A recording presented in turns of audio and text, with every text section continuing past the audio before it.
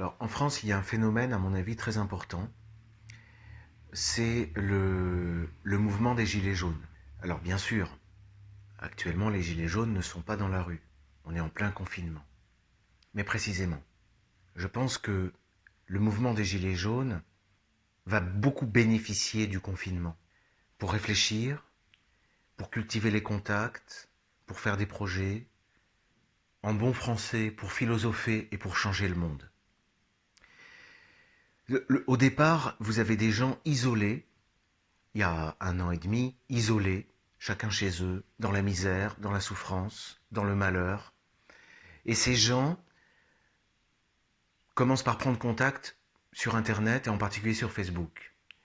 Mais très vite, ils sortent donc sur les ronds-points, dans les manifestations, pendant 1 an. Ça veut dire que vous avez des gens qui ont fait connaissance, vous avez des groupes qui se sont créés, vous avez des projets qui se sont consolidés, des réseaux, des gens qui se connaissent dans la vie réelle. Et ces groupes-là, c'est ça le grand profit, le grand bénéfice du mouvement des Gilets jaunes. Certains disent c'est un mouvement qui a échoué. Non, toute la réussite des Gilets jaunes, elle est dans le fait d'être... Finalement, il est là le mouvement constitutif d'un tissu populaire. Bon. Alors ensuite, effectivement, ce travail fait, ça s'est atténué, et finalement, c'est mort. Et c'est alors qu'arrive la crise du coronavirus et le confinement. Il n'est pas très difficile de se rendre compte, personnellement j'en suis témoin, que tous les réseaux Gilets jaunes sont extrêmement actifs actuellement. Extrêmement actifs.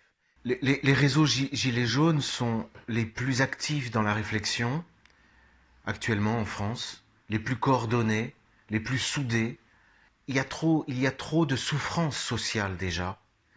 Et à l'avenir, ce qui se profile, c'est vraiment une crise économique et sociale grave. Parce qu'on ne peut pas arrêter économiquement l'ensemble d'un pays sans que ça ait un coût.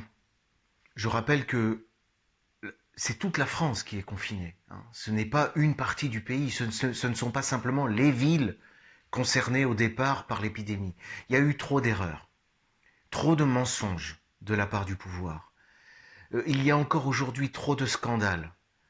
Les masques, le gel, la chloroquine, les médicaments, les tests, les retraités qu'on enferme dans des maisons, malades et gens en bonne santé, on les enferme ensemble. C'est une véritable catastrophe.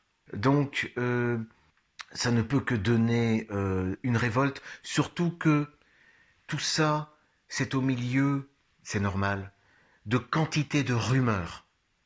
Des rumeurs vraies, des rumeurs fausses, mais c'est vraiment très mauvais signe.